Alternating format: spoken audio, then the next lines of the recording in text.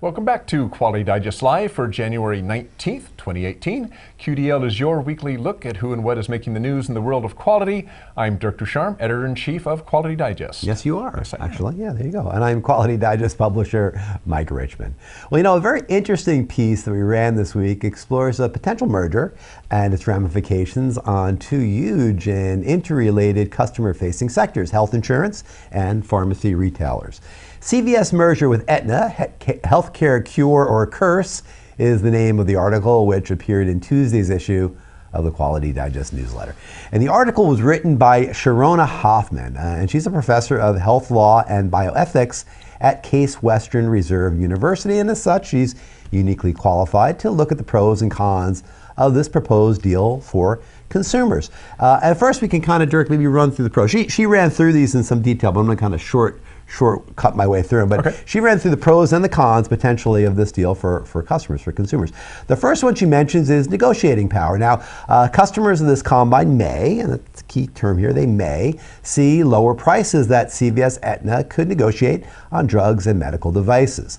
The second one she mentions is no middleman. Now, CVS owns Caremark, and Caremark is a pharmacy benefits manager. It's a type of business that administers drug benefit programs for health plans.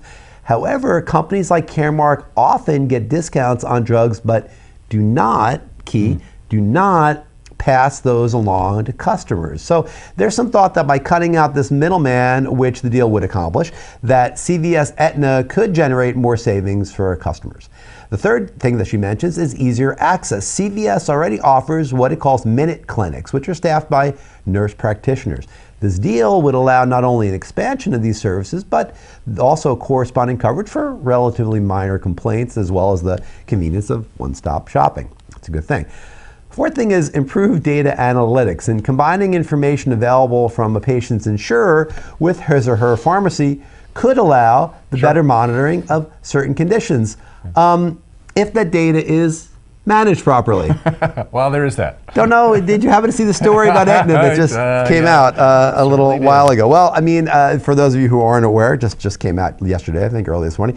Aetna had a little boo-boo. They mailed in a very large window envelope very sensitive information.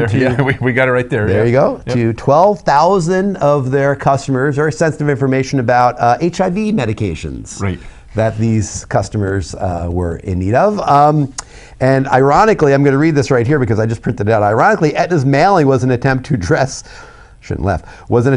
privacy concerns raised in two lawsuits filed in 2014 and 2015. The company had wanted customers to get their HIV medications exclusively from mail order pharmacies rather than retail pharmacies. Customers objected, saying that using the mail could breach their privacy. And so what happens? So they, in addressing that, they wrote a letter to these 12,000 people in which they breach their privacy by exposing their HIV status in a big window. In a big window, yeah. So improved data analytics are a great thing if you can manage it properly. It was such a, I mean, we talk about high-tech data breaches all the time, and this is like about as low-tech as you could go. Plastic window. Oh my gosh. All right, well, as for the potential cons of this, besides that one of this merger, the first one is increased costs. If indeed there are fewer pharmacy benefit managers, as we've mentioned in the pros section of this list, the reduced competition might lead again to a rise in some pricing. Also less choice. Aetna could require its customers to fill their prescriptions at CVS pharmacies exclusively. It could also force visits to CVS minute clinics by limited coverage for more expensive full-service doctor options. That's a worry. And then there's the higher barrier to entry. A CVS Aetna behemoth may make it harder for new companies to break into the drug retail business, especially if Aetna, again, it's only going to cover medicines filled at CVS stores. And it should be noted that the CVS Aetna merger, and technically actually CVS is acquiring Aetna for a tidy sum of $77 billion. It's still under consideration by regulatory bodies. For those reasons listed above.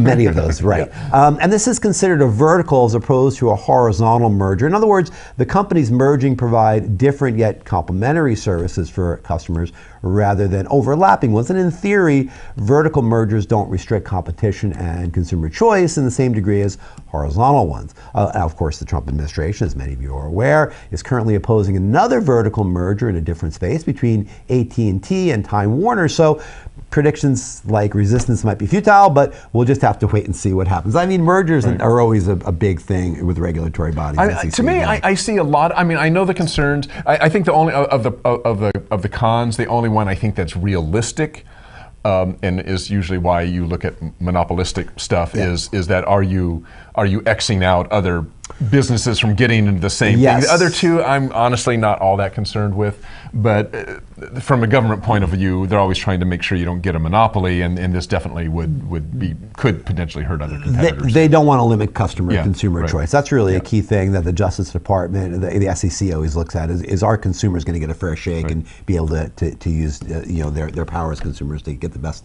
deal. That's right. Okay.